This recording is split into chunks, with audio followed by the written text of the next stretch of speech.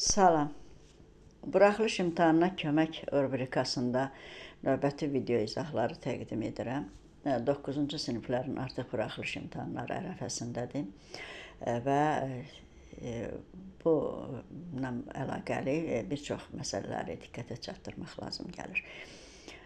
Azərbaycan dili testlərində dolaşıqlıq yaradan məqamlardan biri sintaktik təhlildir.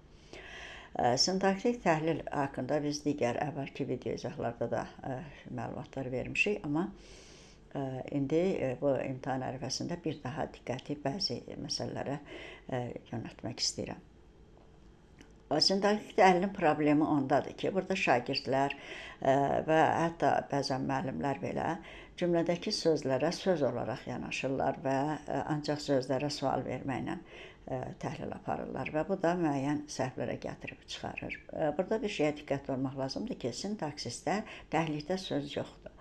Və burada hər söz mütləq özü ilə aid olduğu sözlə, əlaqədə olduğu sözlə birlikdə yanaşılmalıdır ona, həm sualına, həm cümlədə roluna. Və indi bu məsələləri konkret nümunələr üzrə aydınlaşdıraq. 7-ci sualda bizə cümlə təhlili deməli verilir. O günləri yada salanda oğlu qəm dəryasına batardı. Cümləsinin sintaktik təhlil sxemi hansı sxemə uyğundur?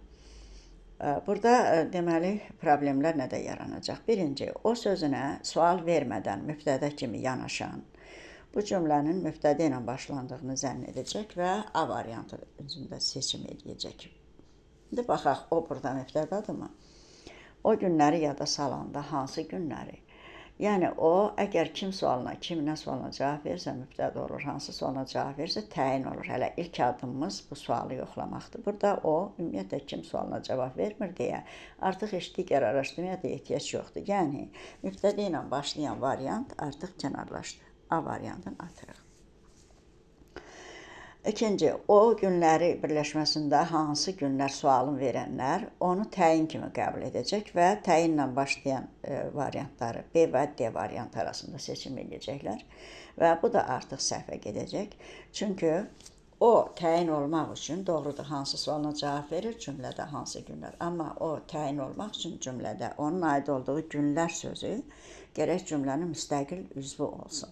Əgər təyin aid olduğu söz, yəni hansı sualına cavab verən söz müstəqil cümlə üzvünə aid deyilsə, o artıq müstəqil təyin olmur cümlədə, cümlə üzvü kimi işlənə bilmir. Biz günləri sözünün əlaqəsini yoxlayacağıq. Günləri xəbərlə əlaqəyə girirsə mübtədə olacaq. Günləri qəm dəryasına batardı, əlaqəyə girmədi. Onda nə ilə əlaqəyə girdi? Günləri yada salanda. Və yada salanda feili bağlamasına aiddir. Burada artıq anda şəkilçisini görürük. Deməli, bu feili birləşmənin asılı tərəfidir. Və feili birləşmənin asılı tərəfi olduğuna görə müstəqil cümlə üzvü deyil. Onda ona aid olan o sözü də müstəqil cümlə üzvü olmayacaq. Deməli, bu cümlənin təyinlə başlama şansı yoxdur. Beləliklə, burada artıq B və D variantı kənarlaşır. Təyinlə başlamadığına görə cümlə. Və seçim iki variant arasında qalır, C və D. Hər iki cümlə zərfli ilə başlanır. Bəli, cümlə həqiqətən zərfli ilə başlanır. Çünki nə vaxt qəm dəryasına batardı, o günləri yada salanda.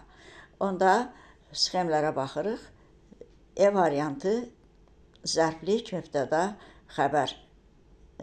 C variantı isə zərflik, tamamlıq, xəbər deməli təklif edir. İndi biz baxacağıq burada, yəni tamamlıq yoxsa zərflik. Belə tamamlıq yoxsa mübtəda. Bunların arasında seçim olmalıdır. Təhlillə başlayırıq. Batardı müstəqil mənada deyil, yəni həqiqi mənada deyil, məcazi mənadadır deyə qəm dəryasına batardı birlikdə. Cümlənin frazeoloji birləşmə ilə ifadə olunmuş xəbəridir. Qəm dəryasına batardı, xəbər. Kim? Oğlu. Oğlu mübtəda. Nə vaxt qəm dəryasına batardı? O günləri yada salanda. Deməli, oğlu sözü burada cümlənin mübtədasıdır, tamamlığı deyil.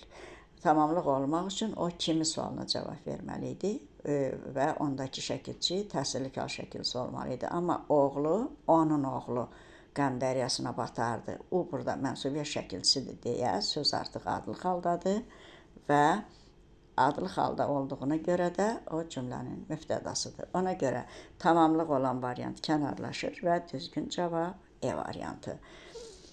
Qəm dəryasına batardı xəbər. Kim? Oğlu. Nə vaxt batardı? Qəm dəryasına o günləri yada salanda. Cümlə zərflik, mübtəda və xəbərdən ibarətdir.